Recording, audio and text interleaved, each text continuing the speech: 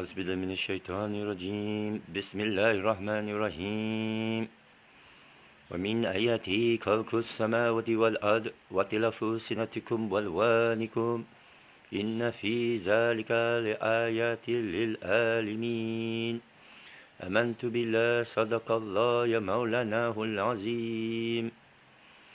Salam sejahtera atas tuan-puan semua. Segala puji-pujian bagi Allah, Tuhan semesta alam. Salam selawat ke atas Nabi Muhammad, kaum keluarganya dan sahabatnya.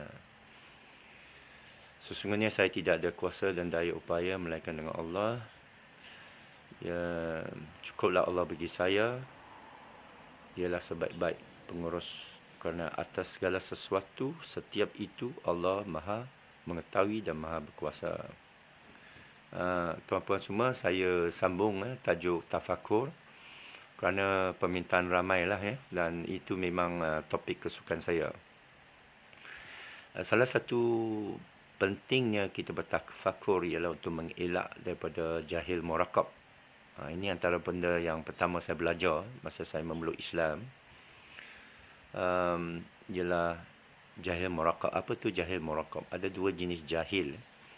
Satu jahil yang innocent lah, jahil yang mula-mula kita tak tahu sesuatu perkara dan kita ingin tahu. Lalu kita belajar, kita tidak jadi jahil lagi lah, ya, dengan izin Allah, dengan ilmu Allah. Tapi jahil murakab ini ialah orang yang dia tidak sedar dia jahil. Itu dia tidak akan cari ilmu kerana dia sangka dia pandai. Dan menurut Syekh Hamzah Yusof, inilah malapetaka daripada sistem moden. Seolah-olah seseorang tu bila dapat satu kertas sijil, PhD misalnya, dia sangka dia sudah tidak jahil. Itu satu kesilapan. Kerana lawan kejahilan itu ialah dengan ilmu daripada Allah SWT dan bukan kerana dia dapat sijil atau kertas. Ya. Itu sebab kita lihat bahawa Al-Quran mengajar kita tazakkarun, untuk tafakur dan zikir, mengingati. Sebenarnya mengingati kembali, kerana kita asalnya sudah tahu. Asalnya setiap orang tahu tentang seks, tahu tentang baik buruk, tahu tentang Tuhan, tahu tentang kebaikan, tahu tentang sesuatu. Dah tahu dalam hadis Imam Nawawi, hadis sahih, Rasulullah atasnya salam dan selawat ditanya macam mana kita nak masuk syurga. Boleh cek balik kalau tak silap saya, ni saya baca dekat 40 tahun dulu.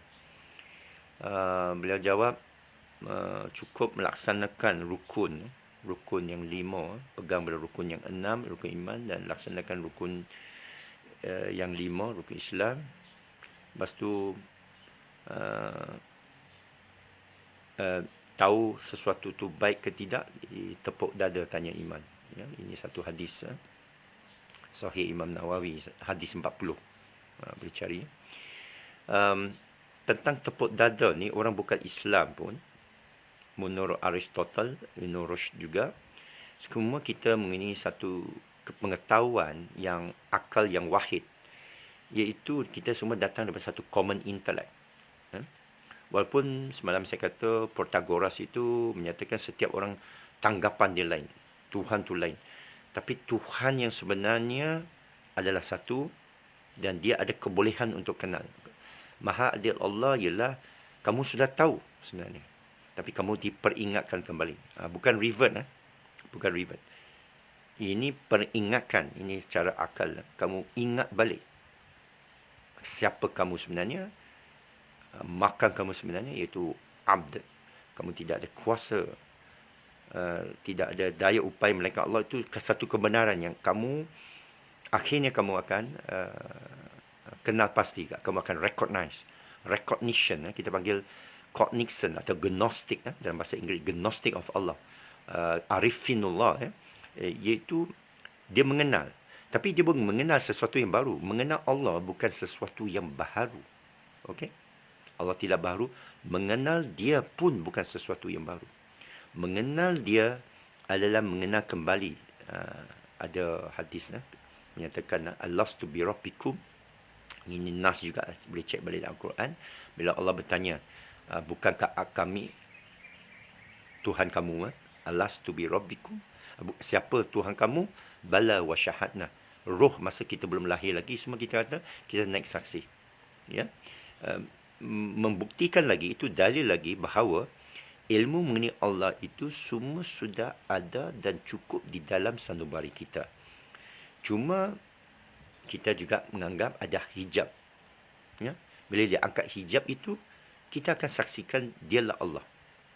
Di akhirat esok pun, kita boleh kenal Allah. Bila kita dapat melihat wajah Allah, orang tidak akan muskil. Ya? Roh-roh tidak akan doubt, tidak akan sangsi. Siapa Allah? Yang mana satu Allah? Tidak. Begitu juga orang kata tentang Rasulullah sallallahu alaihi wasallam, orang tidak akan tak kenal siapa tu Rasulullah sallallahu alaihi wasallam, ya. Okey. Itu sebab dikatakan dalam satu hadis, sesiapa yang memimpi tentang Rasulullah sallallahu alaihi wasallam tidak boleh palsu mimpi itu, kerana syaitan tidak boleh menyerupai Rasulullah sallallahu alaihi wasallam. Sesiapa yang mimpi dia berjumpa Rasulullah sallallahu alaihi wasallam, ikut syariat kita, ikut fiqh kita, usuluddin kita iakan dia jumpa, tetapi kita tak bincang lebih lah, kerana dia yang berjumpa, bukan kita, ya. Kita nak pergi pada yang umum, tafakur yang umum. Kita tak mau pergi pada yang pelik-pelik. Syekh Abdul Qadir As-Sufi, guru saya, berkata tidak ada sir di dalam Islam. Dalam Islam ni tidak ada rahsia, tidak ada magic, tidak ada special formula, ya. Dia mesti din yang simple, yang jelas, mubin, yang mudah. Kerana agama-agama Samawi sebelum tu dia menyusahkan kepada orang. Dia memisahkan orang melalui padri, melalui orang tengah, melalui golongan ulama yang kata akulah boleh tafsir ayat ni, kamu tak boleh. Tidak. Islam ini ialah untuk semua orang. Talabul ilm faridatun ala kulli muslim. Awaluddin marifatullah. Usuluddin kita ialah setiap orang mesti kenal Allah, setiap orang mesti jadi alim, mesti ulama. Ini menurut syekh saya lah.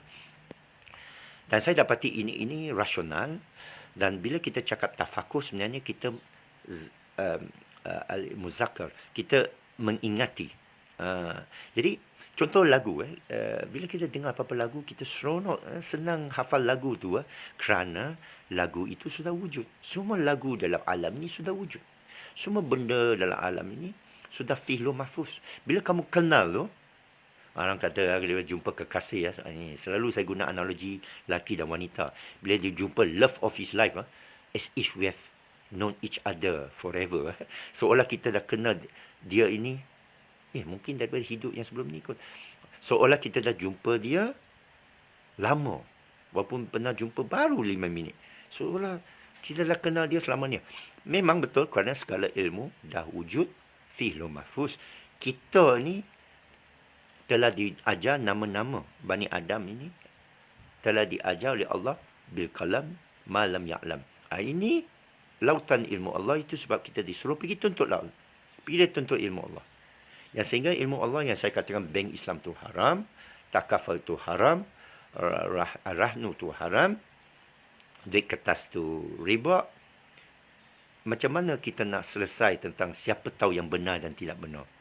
Al-Quran menjadi petunjuklah, kerana Al-Quran bagi contoh bagaimana orang berdebat, pakai ayat apa dia berdebat, dan surah Kahfi sudah beritahu, tanya bukti.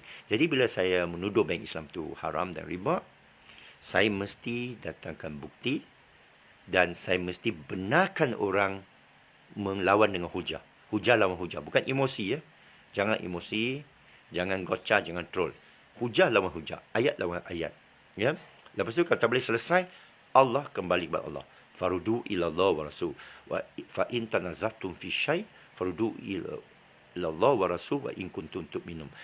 Dalam ayat Quran sebut, sekiranya kamu bergaduh dalam apa jua perkara, kembali kepada Allah wa rasul sekiranya kamu beriman, ya.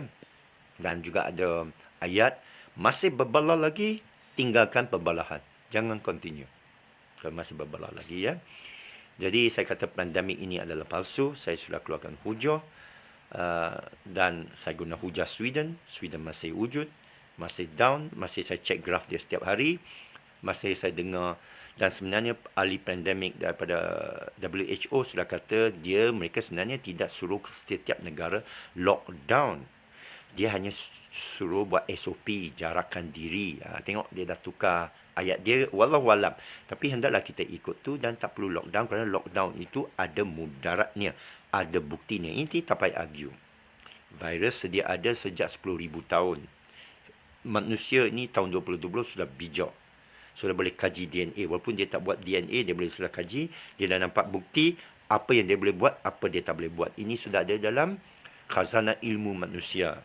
Sekarang, maksud saya ialah muzakir. Ingat kembali ilmu kita dan kita boleh hidup biiznillah fitrah dan sihat, ya. Baik. Jadi sekarang kita balik pada tafakur ini. Tafakur ini juga membawa saya keluar daripada agama Samawi yang lepas Kristian. Bagaimana dulu saya fanatik, saya taksub kepada Kristian. Saya tahu kerana saya pernah taksub. Dan macam mana tafakur tu keluarkan saya. Sekali lagi, bukti. Sekali lagi, ialah gunakan hujah. Sekali lagi, guna akal. Dan Allah di akhirat, pada mahsyar esok, malaikat Allah bertanya kepada manusia yang dihisap itu, tidakkah kamu menggunakan akal? Dan diberikan petunjuk di sana. Ayat itu sana kata, jangan ikut kata orang tua kamu. Apakah dia suruh kita jangan ikut ibu bapa kita? Ya. Dalam sudut guna akal. Bila kamu guna akal, kamu dah akil balik. Bukan suruh kamu lawan ibu bapa. Ya, tapi lawan dalam benda syar'i. Untuk diri kamu. Untuk diri kamu. Iaitu, betul tak azimat tu? Betul tak ni bahala? Betul tak tokong ni? Betul tak salib ini? Guna akal sendiri. Macam mana kita nak guna akal sendiri kalau saya besar dalam keluarga dikelilingi oleh salib, dikelilingi oleh bahala, dikelilingi oleh azimat, dikelilingi oleh tokong, dikelilingi oleh ibu bapa saya hari-hari meratik kepada saya, kamu mesti beriman kepada benda ini yang lain dari Allah. Allah pun Allah, dia cakap, tapi dia ada anak. Jadi macam mana saya nak gunakan akal? Ya. Jadi Allah tetap memberitahu kita, gunalah akal, ingat kembali siapa Allah sebenarnya dengan hujah. Apakah dia boleh bagi kamu makan? Senang aja hujah. Apakah dia boleh bagi awak hidup? Boleh ke? Ubat tu boleh tak? Kalau ubat tu boleh, semua, tak ada orang pesakit kanser dah. Tak ada orang pesakit kencing manis. Tak ada orang pesakit malaria. Tak ada orang pesakit, tak ada. Ubat ialah syafi' Allah. Musabab itu macam mana? Kita kajilah ingredient dia. Kajilah Panadol tu. Saya kajilah apa active ingredient dia. Ganja pun saya kaji. Cannabis itu macam mana, dia kaji efek, ada side effect dia yang bahaya, ada efek yang bagus. Vaksin kita kaji. Bukan kita soalkan vaksin. Saya dah cakap saya bukan anti vaksin. Saya cuma nak pastikan dia selamat. Walaupun orang bagi kita ayam, dia kata halal ni halal. Boleh tak saya periksa? Kalau kita curiga atas, boleh periksa, tapi janganlah buat drama depan orang, semua benda orang nak periksa. Ya, kita mesti berpada-pada lah, ya. Tapi dalam hal ini, kena lockdown, Selangor pun kena. Saya di sini kena sampai 26 hari bulan. Dah dekat sebulan setengah saya. Tak tahu berapa bulan saya kena duduk sini ke, kahwin semula sini ke, tak tahulah. Jadi, mesti saya bertafakur atas benda ini. Tak boleh kita kata, awak tak boleh bertafakur. Tak ada. Allah pun suruh kita cari satu surah min misli daripada Al-Quran. Itu kaedah Allah, itu usul. Kenapa kita kena tahu usul? Kerana usul ni buat kita bukan jahil murakab. Kenapa kita pergi sekolah? Mesti tahu. Why do you go to school? To get educated. What do you mean by education? Apa maksud you? Kamu nak ada pendidikan tu apa? Dapat sijil, dapat kerja ke? No. Lebih dari itu, jadi seorang yang cerdik. Kenapa Anwar Ibrahim semalam pergi Istana Negara? Kena tahu usulnya. Banyak orang fitnah dia semua, jangan. Orang fitnah Mahathir pun jangan. Saya dah beritahu lah, Mahathir merancang semua ini. Sudah. Ini politik. Dia daripada tahun 97 lagi. Tahun 81 lagi. Masa tu saya kerja dengan Anwar Ibrahim. Tahun 82 dia masuk. Saya tahu usulnya. Kalau saudara nak tahu usulnya, kaji usulnya. Usulnya saya dah terang dengan senang. PRU 14 yang lalu, orang undi PKR. Sepatutnya PKR menjadi kerajaan, bukan kerajaan lain. Tak apa, kita tinggalkan itu. Pokoknya ialah usul. Apa yang kita bicara, fikir tentang usul. Kita semua benda ada adabnya.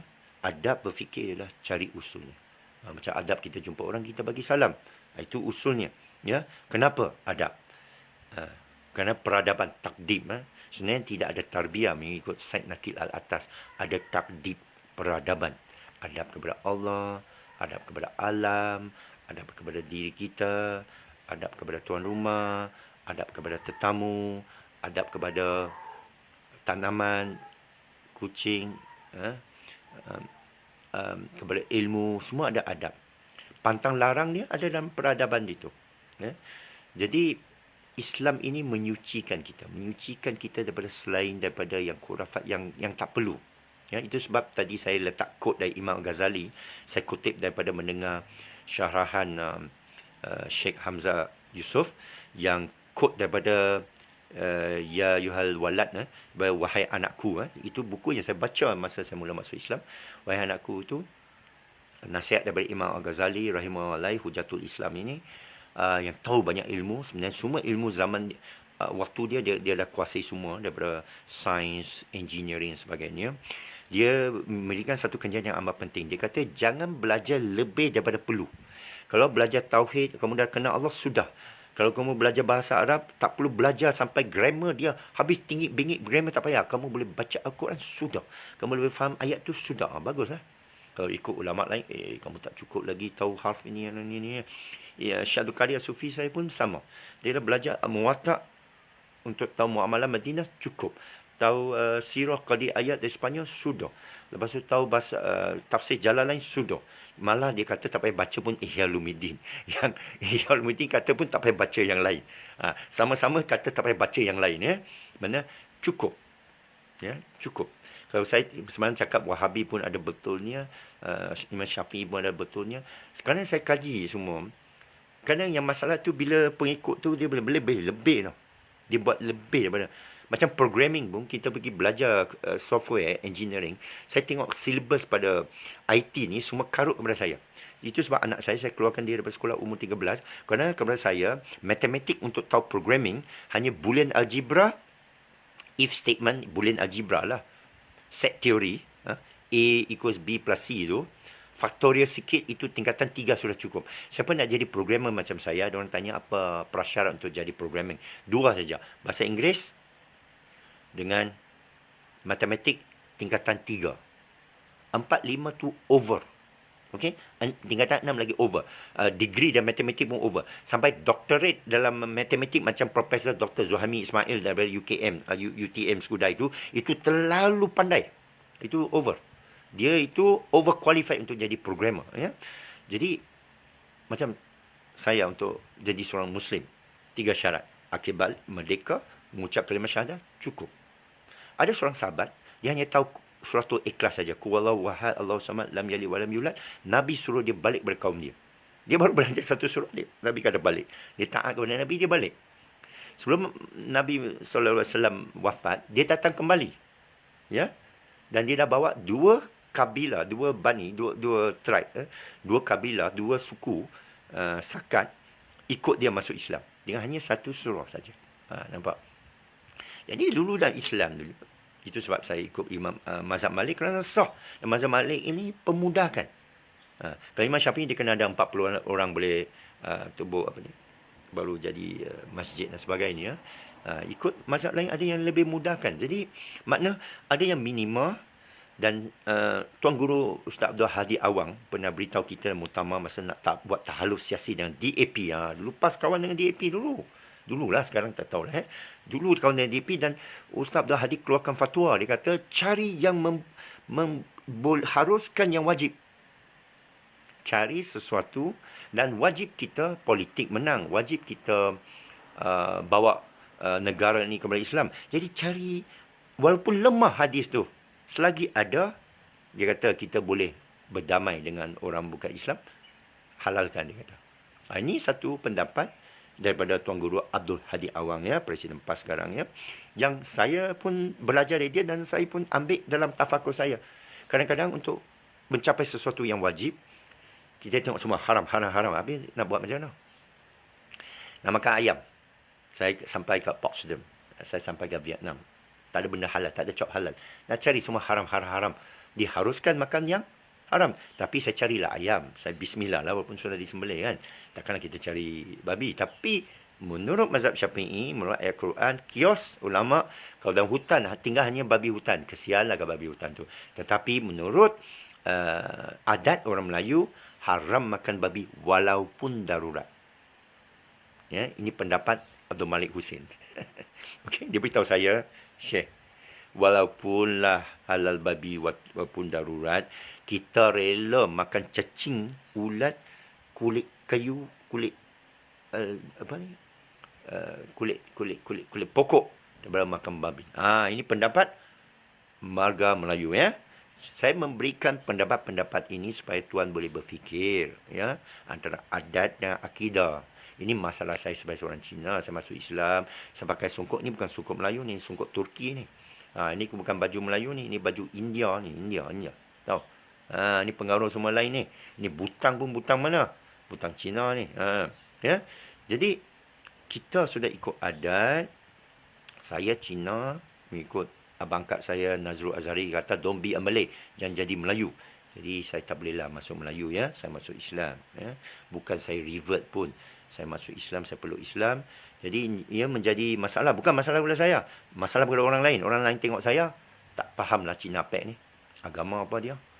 Tak faham. Pergi mengajilah, ya. Sekian saja aku li qauli hadza. Astaghfirullahalazim li wa lakum. Assalamualaikum warahmatullahi wabarakatuh.